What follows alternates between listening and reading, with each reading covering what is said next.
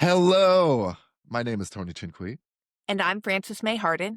and welcome to Social Rounds, the podcast in which two of the happiest surgeon dropouts you'll ever meet give our unsolicited opinions on the states of medicine, the world at large, pop culture, and whatever else we happen to find interesting. And Frances May, it's the week after Thanksgiving. So Oh, ostensibly the hangover is done. Now it is officially Christmas time. If you celebrate, are you Christmas people? You guys, what's your deal? yeah, we actually, I talked Colin into putting up the decorations a few weeks ago, like even pre-Thanksgiving, because it was a late Thanksgiving year. Um, Oh, I think that we are Christmas people. We very much like one gift that residency gave us is that I was always either about to be on call or on call. And mhm. so we created a lot of our own traditions over the years. Have to, yeah, you'd have to work. Yeah, What I about mean, you I guys? think that's great. Yeah, Christmas time is real fun, especially with the kids. It's an interesting Mhm. time because, yeah, we wanna decorate and all that stuff, but my son is 1.5, and so he just grabs everything and either destroys it or puts it in his mouth. So we're pretty much, like, decorating the tree, but leaving, like, the bottom 2 feet of it completely bare so that he doesn't pull shit off. Yeah. And, like, we can't hang the stockings because 'cause they're just gonna get ripped down. So it's like having, like, a rabid pet, A cat. I mean, I who, was gonna say like those are exactly cat precautions. We don't put yeah, low like cat ornaments stuff, up yeah. 'cause So, yeah, we can't do low ornaments because we have a yeah, little human/cat. But it's a fun time. I do that's love awesome. Christmas time. I do have actually some really fond memories of, like, when I did a lot of orphan Christmases during residency. Like, a lot Mhm. of friends or colleagues, families would, like, take me in for the day. Even if I was on call, I could pop over for a little bit, which Oh, I always thought was so sweet. And so I hope to kind of return the favor or pay it forward to folks, in whatever ways I can over the years. I would have rather stabbed my eyes out than spend one moment of a holiday with colleagues back Y then, but you had I had to be very careful. These weren't like direct colleague. This was just like, if I'm an ENT, there's like an audiologist at one of the other sites who just like you oh, get to be cool with. And she'd be oh, an like, "Oh, my audiologist. mom my mom would like cook for." I was like, "Cool. Yeah, I'm not That's dealing different. with I thought your you were like, yeah. "Yeah, my attendings had me over," like, Oh, not my "Alright." attending. No, I can't. I couldn't mess with that. That'd be terrible. And that actually, that's a good transition to what we're gonna talk about today. So our first segment is social rounds, guys. This is where me and Francis May are gonna become your life attendings. It's because it's become abundantly clear that many of you out there are in desperate need of guidance, and we've got the kind of wisdom that only comes with running out of fucks. And today, we're gonna talk about sycophancy. So I know it's all in the news because of AI. Like, part of the danger of it is it's always aiming to please you and agree with you, even when you're wrong or on some bullshit, right? But you know who else does that? Young doctors. And even older doctors still do it. Nobody in the world knows how to suck up like a med student or a resident. And so my question is, like, should we be doing that? Is like that the only way to climb the ladder? By licking the buttholes of our attendings and telling them how good it tastes.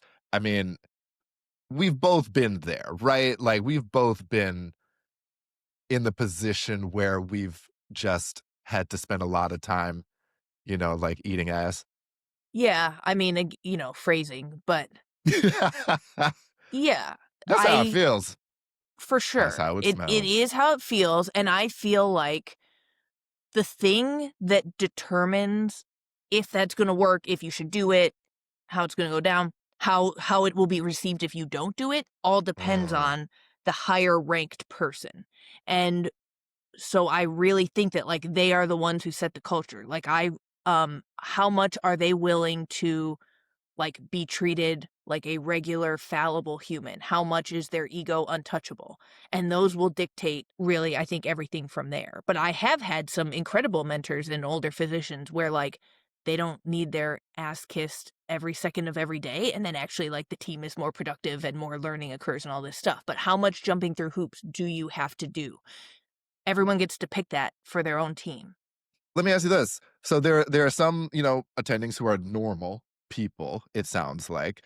But even with them being normal people, when you're a junior or when you're a med student, um, would you ever deign to disagree with them or challenge them? For me, that started, uh, once I had, like, many years under my belt. So to answer your question granularly, as a medical student, no, I don't believe I ever did, not questioning a resident or an attending in any way, and it I would have been hard pressed as a medical student. That's not really, like, the power dynamic. But at the same time, what's also nice about being a medical student is, like, I really wasn't in the line of fire. I don't feel like I had a ton to be like, "Hey, I really disagree. What you're doing is nuts." I don't Mm. know. I didn't know enough to think that something was nuts, and I wasn't in the direct line of fire. As a resident, as a junior resident, no, I didn't feel like I could speak up. As a senior resident, I feel like I spoke up and I disagreed. I wasn't invited to disagree, I just disagreed. And so that was an active decision made by me, which was like, am I willing to accept the discomfort and like attempts at retaliation and just general misery that will come with not staying totally silent? And I decided yes. Yeah, that's a good point. I think that, with respect to the learning curve, the actual stuff we're trying to learn, the knowledge base, all that sort of stuff, that makes sense when you're younger. You're not gonna like throw your knowledge out there and say like, well, that clearly, should challenge what you're talking about, boss. But when you get older, you should be able to ask those questions or at least challenge. And I found by and large, I mean, I had some really tough, bad experiences with disagreeing with my attendings when I was a chief, that got me Mm, like mhm. cussed out in public, and that was not okay. But I'm talking about like, you know, when it gets to the realm of, stuff comes up, because like attendants just be talking about anything, right? Like, Yeah. especially like if you're in the OR or something, like, it's their court. Like they know they could just talk and everyone's gonna agree with them, whether they should be agreed with or not, right? And like, you know, as a junior resident or as an intern or a med student, where's the line or is there a line? I'll give you an example, right? I did this away rotation and there was this one attending and she'd been around, like she'd been, working for like 10, 15 years, I'm sure. And we're in the OR, but like everyone had been in the lounge before and they were watching the news because that's all they put on in the surgeon's lounge, right? Mhm. And then we get into the OR, we're starting to do the case. And what the story was in the lounge was one of those stories where there was like a football player and his girlfriend and they were like caught on a video in an elevator with like him beating her up or something like that, right? Mm, And it was like really like intense and like looked pretty bad. mm. And we get into the OR and she just like reflecting on it. And she was like, listen, man, I'm gonna tell you something. You know, um, I'm pretty sure that bitch was asking for it. And I was like, say what now? But in my mind, I did not say that out loud. And she was like, nah, man, I mean, you dating one of these big, like refrigerator looking dudes, you keep your fucking mouth shut. What are you gonna agitate them for? Like, that's ridiculous. Like, you probably deserved like a couple hot ones across the head. And I'm sitting there, and it's like we're all in the OR. And I'm sitting there like, oh, well, I don't agree with that, but I mean, I don't say anything even though morally, like, by me not saying anything, like, it just lets this behavior continue on. It's not like I'm a child, like, I'm an adult who should be able to stand up for, like, something that's right, but we're in this power dynamic with everyone, like, nurses are in there too, just nodding along because that's what you do. Like, I was just like, was I right to stay silent for my career or I still feel like shit about that day. Like I think about it a lot. I'm just like, good Lord, like that was problematic and I did nothing about it. Yeah, and I think that that's a great example. Unfortunately, I do think that if you spoke up and you told her you're out of your gourd, which is like probably I think a reasonable response, it could have really impacted your career. Then you wouldn't have been an ENT at all. And so I definitely encourage us to, like, promote systems where the people who are saying that type of thing are held accountable. Do I think that the medical student in the room can be the person to hold that attending accountable? No, because of power dynamics and organizational dynamics. That's why those things are important, and it's important to, like, understand your surroundings and understand systems. I do not know of really any scenario where the medical student can take on the attending there. Maybe if it's a nepo baby situation like Meredith, your dad is like the CEO of the hospital. Maybe See, you I can. don't know. I agree with you that we do need these systems in place to kind of uh protect us and kind of, bring, feedback and perhaps consequences to the folks who are like acting poorly. But see, I don't know. I think there might be a way, even as someone with not as much power, to at least, like I'm not saying you have to take on the attending. It's not like you have to be like, hey, what the fuck are you talking about? Like, you're not gonna say that, but is there a way to be like, well, I don't agree with that. You know what I mean? Like, is it, there's a way to And just at least voice like, hey, that point of view, I don't really agree, and that might, I mean, personally, it's a little offensive. Is this there a goes way to back do to that, or does that automatically torpedo you? Like, I don't think it should, and I think maybe if phrased in the right way or brought up in the right way, it wouldn't. But it's just, I don't know. but this goes back to, like, I just feel like I'm trying to differentiate between what I think is right and what I think is the real world. So, like, Mhm. my real world answer, if somebody asked me my advice or if I, like, cared about them at all, I would be like, I don't know of a way where a medical student can disagree in that scenario and have guarantees that it won't impact their career. Because I have sat in, of course, like ranking meetings, I've sat in like reviews of away rotators, and I have seen attendings make somebody DNR, do not rank, for much less than Mm. even just saying, hey, respectfully, I don't know that that's true. I would just gently push back on that. Guess what? We don't work. The OR is not a place where like that type of rhetoric is currently the norm or accepted. Hey, I'd just like to gently push back on that. I've spent a lot of time with like clinical psych PhDs, gone to some of their conferences in the past few years. They interact with each other so respectfully and like put a lot of parameters on their rooms and conversations that are like, here's how we enter this discourse in a way that's respectful for everyone. And, leaving at any time is absolutely understandable if if this brings up feelings for you and stuff like that. I'm just saying the OR is so the opposite of that. And even if, Tony, you said what you're proposing that you could go back in time and say, just even when I look at that statistically from like a risk analysis standpoint, I'd be like, there's more than a 50% chance that that will harm the medical student in some way. I would feel Yeah, okay just, and, and, but and the so question is fine, the roll the question is die. how do you balance it? How do you balance, yeah, Well, how do you decide to roll that dice? Because, like, yeah, there is a chance it could harm you. There's also a chance that incurring moral injury from situations like that will harm you. And so how do you balance that? Like, how do you know when's the right time? Um, you know what I'm saying? I wish I had like the right answer for it. I do think that at Yeah, I don't think least we do have a right answer.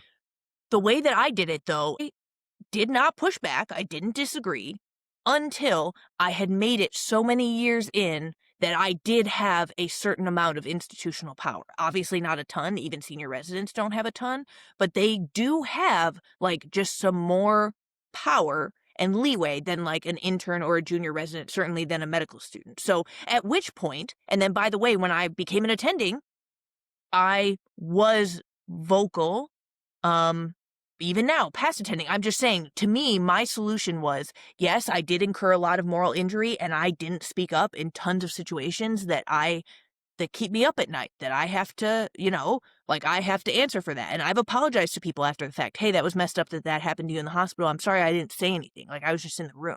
Sorry I didn't say anything about that. But another way that I think one can get their karma right, or hopefully so, is that when they have more power, when you know better, you do better. And when you have more power, then you use that to try and make better the system. Is I that would agree. anything to you? I think that is a major thing to me. And I think, if we're gonna look for the moral of the story here, kids, yeah, if you're coming up, um, and the system and the people who are at the top are suboptimal, dare we say toxic, um, playing the game, going along to get along, sometimes is what you have to do. Um, and it hurts to say it because it's not fair. Um, you know, uh, doesn't mean you have to be, bootlicking all the time. Your silence can be your rebellion as well.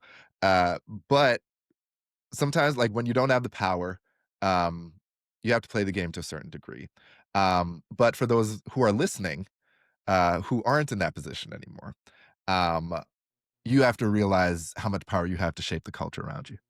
And if you experience this stuff and you still have these feelings about how things were and you didn't like them when you were coming up, you have more power than you realize to start changing it. And the people who are coming up now, they need you to do that. They rely on you to do that, to give them permission to one, like work and live in a situation that's not, violent towards them in multiple different ways, but also to realize that their voices mean something, their safety, their emotional safety means something, and that they can stand up for their own emotional safety without consequence. Yep, exactly. I don't want you to come across, if you're a learner, if you're a trainee, I don't want you to come away from this discussion feeling so discouraged that there's nothing you can do until you're older. Like whatever you need to do for yourself to build up yourself, or people are get the right people around you to build you up, to give yourself outlets for, the rage that simmers. um do that, whether it's, positive outlets, whether it's rage filled outlets, that can be positive too. So do what you got to do to take care of yourself, because the system sure won't. And we're not trying to be bummers, but we try to keep it real.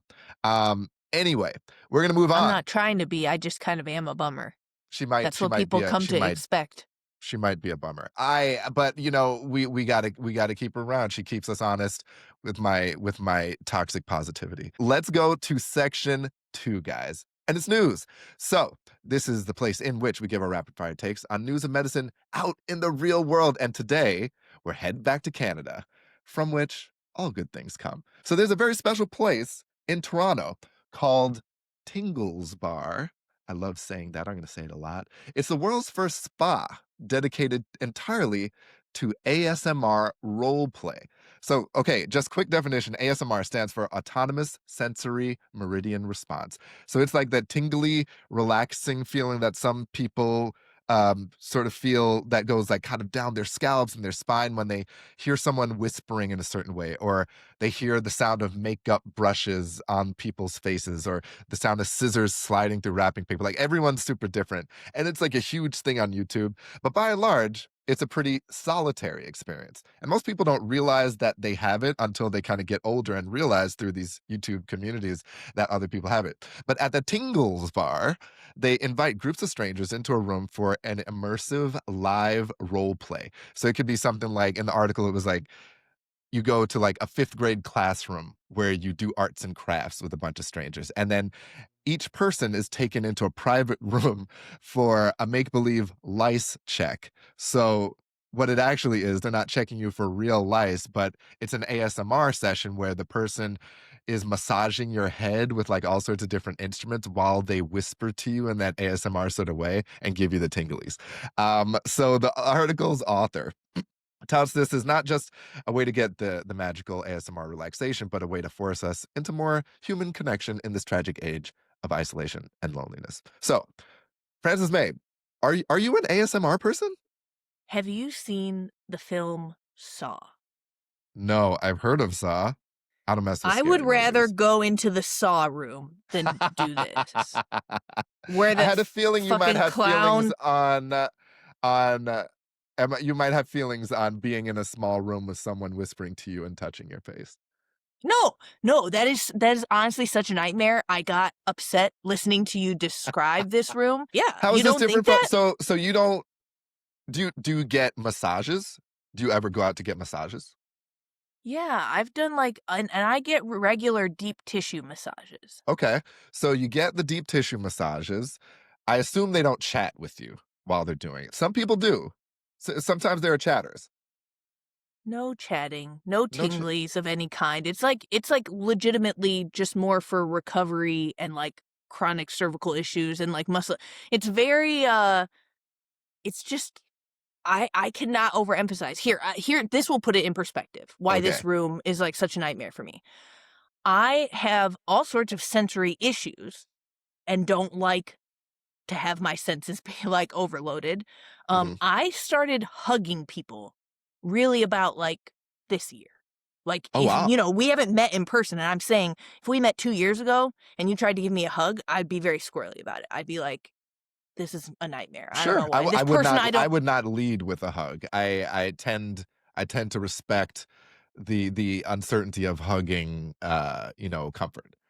And I'm saying even but, like, even my girlfriend who I've known for years and years and years, like, on special occasions, they'd be like, "Can I give you a hug? I'm really proud of you for this big thing." I'd be like, "Oh, my," but now, as part of trying to get over certain sensory issues and also, like, be more open to the world, like, I have started hugging this year. If you put Mm, someone who's new to hugging in this ASMR room, they might just die you would explode. from the Yeah. stress of it. This is troubling, for you. I hear The strain in my the raw voice. terror. Yeah. Yeah, well, I mean, do you like this? I Tingles bar? mean, I don't know if I dislike it. My thing is not necessarily the creepiness of being in a room with the tingles person. Tinglesman. Um, I'm more interested in the ASMR of it all in general. Like, cause it's something I don't have. Like, I don't get those like sensory feelings when I hear things or see things or what have you. Um, my wife, who's very easily sensorially overloaded. Like, So she's like, activated, yeah. yeah, like she's just like, she can get overtouched really easily, and then like it's Yeah. too much. That's why having little kids hanging off you all the time is just it's really hard for her. But she didn't realize this about herself, but she realized like maybe only a handful of years ago that what she experiences when she hears certain accents or hears certain like tones of voice is Mhm. this ASMR response. Like she was just like she was a nurse practitioner, and she had certain patients who had like, and she used to work on like a native reservation, and Mm. certain patients with this certain accent that a lot of folks on the reservation would have, that would speak in a certain slow cadence that would just like almost put her in a trance while she's doing like she's seeing them in the office, and she would run overtime because she's just like wants to listen to them, and it just like this feeling washes over her, and she had no Wow. idea what this was, and then like kind of put it together, and now like she uses it, like she goes on YouTube before going to Yeah. sleep to kind of That's calm so herself nice. down and like to listen to like people. It's almost like listening to people crinkle paper, or listening to certain people like they like get on and like, and this is how, and that just like she just turns to jelly, and it's amazing to me. Like I wish I could experience that. Well, I love this because I just feel like if I was her then, before I knew what it was, I'd be like, "Are you casting a spell on me? Are you a witch?" Like, what like, just going into a Yeah. trance like that. Um, I don't know. I don't know. I'm trying, come back in a year, maybe we do a Tingles Bar event in a year. I just, Oh like, my right god. now, I gotta tell you, We're whispering gives not. me the ick. Yeah, I no, just, we're like, not don't gonna I put you in don't the want torture any chamber. I don't want any of it, and you know what? I will say one of the closest, like, savasana at the end of a yoga class, I love that feeling, and then number 2, I've been in sensory deprivation tanks. Love. You That's love what a makes sensory me deprivation? happy. See, the idea of a sensory deprivation tank, I think I would probably be okay, but I could also see myself like really freaking out. Oh, it's so fun. We should Like, do do that. you see like so you get okay, explain it to me. So do you get in there? Are you in water? Yeah. Yeah, I And did it's it, Yeah, I did it in Boston with my sister-in-law, and it's like a little salt tank, so you show up in a swimsuit. It's kind of Uh-huh. like so it's like a spa. It's like a Yeah. relaxing little spa vibe. You show up in your swimsuit, and they give you your own pod. It's kind of like a room or, when you enter, like, a sauna or a steam room that's, like, medium size, so you get assigned your pod, you open the door, it is a low pool of water is kind of what it looks like it's dim in there, but it's just like water, and you just step in, lay down, and you close the door behind you, and it is, like, full I think we did one-hour sessions, and that was, like, the most relaxed, fun to me, that's the most fun a person can have without taking their clothes off. Full sensory deprivation tank. So Like, that's what do it. you so you're in there and do you kind of find yourself do you sleep? Do you go into kind of a meditation? Do you start to like kind of see stuff in the darkness? Like what's the deal? Like I'm not one to get claustrophobic. I would probably be okay, but I think like the sensory deprivation to me would become overwhelming. Yeah, that's interesting. You're just a guy who wants to experience the world and I'm trying to sense things. feel the I world. just do Yeah. not. Yeah, I'm trying to feel nothing and be nothing. That's, like, my dream. I remember, just sometimes, like, I'd readjust a little bit, like, overall a pretty good float, but, like, occasionally I'd be like, "Oh, okay," just, like, readjust my body. I think it was very meditative for me, and, like, I do like hypnosis and, like, going to that altered state of consciousness, and I definitely am a big believer in, like, that you have an increased ability to, like, imagine and ideate in that space, and but I also I don't feel like my mind was racing with, like, stuff like that. I just was very relaxed, and I was relaxed Mm, in there, and then I was very relaxed for some time after, kind of the way that after a massage, you're relaxed for a few hours until yeah. somebody stresses Well, you out again or emails you or whatever. I think that, the point that the author of the article was trying to make was that for her, the ASMR bit, your nightmare fuel part, served as a way to kind of relax her, lower her inhibition so that as an introvert, she could go back out and kind of like be happy to meet new people and like felt like the threshold was lower. That's for her as your eyes bug out of your face. So like for you, would like maybe you need like a tank party and like everyone goes you spend an hour in the tank you come out maybe there's new people y'all like there's like tea or coffee whatever like Yeah, and then like then you could chat with folks after coming out the tank and you've been in the void. that's really cool that your wife experiences it. I feel like that's a hack and a cheat code if somebody knows what is very It's soothing kind to of I them. think it's kind of changed her life in that, like, especially, like, now that she can use it to kind of wind down. Because I don't have Yeah. anything I can really do to wind down, my mind is always, like, going until I have to pass out. And so I think it's really cool. I just wish I could experience the tinglies. Um, I just wanna know what it feels like. But apparently it feels, like being in a horror movie. So we'll move on. And we're gonna go into our final segment, which is a new segment. We're trying out some new segments here, guys, and I'm having a lot of time. And this segment is called Waving to My Haters. And it was inspired by my co-host Frances Mei, who said a couple episodes ago that as a storied revenge fantasist, she has found that the best revenge is her success. So I thought we could take a minute and go back in time. If we got to go back to childhood, we go back to childhood and maybe thank some of our most formative haters, like the ones who really set the stage for who we would become. Does anybody, any situation come immediately to a mind, like to mind to you, or should I start? Wow. Maybe Like the maybe I'm Rolodex is still so dense, yeah, right? the Rolodex is dense. I'm still, like, I'm bent out of shape about over the tingle bar, like, okay, you start with yours first. All right, all right, all right. So we're going back to some early haters. Um,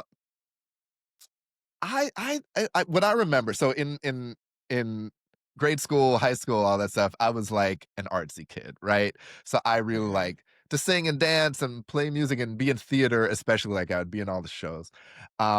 And a lot of the time, for some reason, my high school drama teacher, any show I was in, and maybe this deserves more unpacking than I've given it, but any show I was in, I would at some point in the show uh, be without shirt or without pants. What? Okay. What? Like, yeah. So like I would, as part of my role, somehow I would be on stage in boxer shorts, or I would be bare chested on stage. There was some like rendition of like the Jungle Book we did where I was like the panther, but my costume was just like just real, not a lot of vest. It was just lots of young man chest, right? Like it was this not, and this is like Tony when I'm 15. Like I'm skinny as hell. This isn't like a bod or anything. I'm just a skinny young man, and I'm showing off chest work, wearing cat makeup, right? And so I would these and we would do rehearsals at school, and I'd be backstage. Backstage is also kind of where our lockers often were, and people would hang out. And so sometimes I'd be walking through, and my homeboys would be there, and they would have a good laugh, just like a good Yeah. hearty, let's look at this guy and just have fun, poking fun at him, laugh. And it was pretty regular. Whenever I was in like stage plays, like I would, like I was, there's some sort of exploitative nature to what's going on, but it was funny objectively to my friends. Lots to unpack. Lots to Tons. unpack, lots to point and look at. But you know what? Like I took it. You know what I mean? I didn't fold. I didn't fold under the public scrutiny because I loved the arts and I wanted to perform. Like the feeling of being on stage and like doing whatever it was that we did grossly outweighed the haterisms that were coming my way as soon as I walked off that stage. Um, and I'm thankful for that because like you gotta know. I wouldn't have known how much I loved performance and Yeah. how much I love to do that if I hadn't had it tested in that way. You know what I mean? Because like when you're I love that. 15, Yeah. you got your friends like really just laying into you. Just it is what it is. You could fold or it shows you what you're made of. So I say hi to them haters. And I think, I'm friends with quite a few of them to this day. You gotta have that hate, make you stronger. And so I appreciate them for all that they did to hate on me when I was a scantily clad theater boy. I mean, post Pixar didn't happen to the scantily clad theater Oh, we could years. find the pig. They exist. Um, Oh goodness.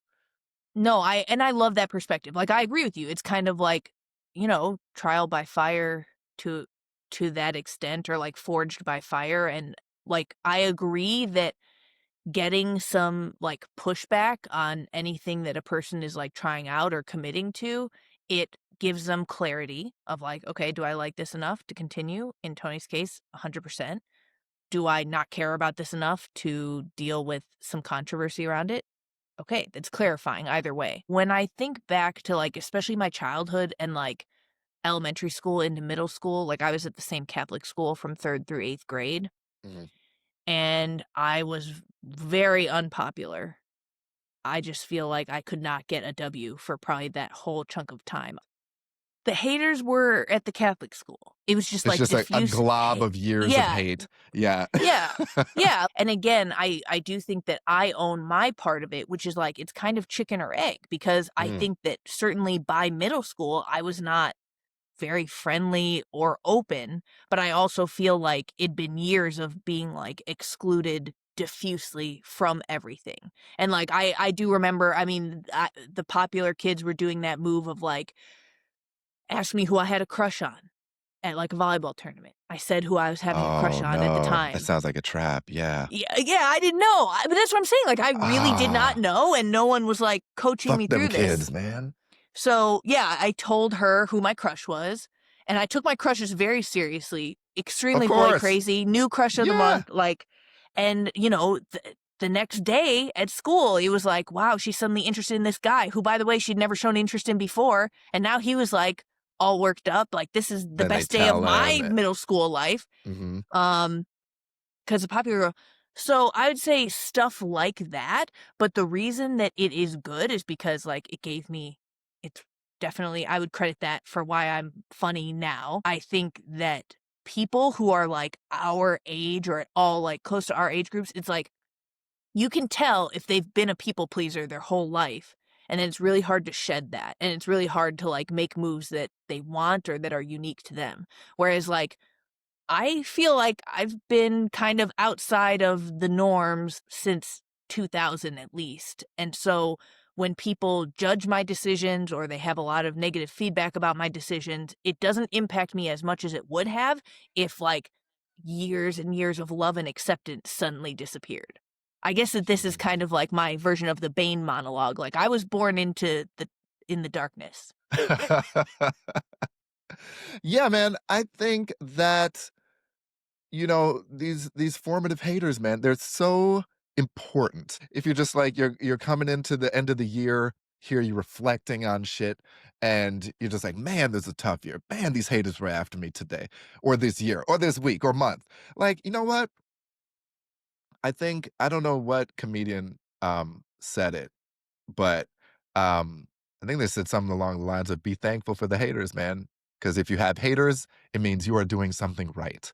So, haters will come out of the woodwork when you're on the way up. So embrace that shit. Embrace these haters. That's our empowering message for you this December day. And with that, I think we have another legendary and successful episode of Social Rounds. Take us out. Yeah. Yeah, and I do want to leave you with the quote, haters are just fans on a bad day. Mhm. They wish they could be fans, and they ultimately probably will be. If you enjoyed this episode, please subscribe, rate us 5 stars, and leave us a review. Check out our website, Hippocratic-Collective, for more shows and content like this. Thanks for tuning in, and we'll see you next week. Bye.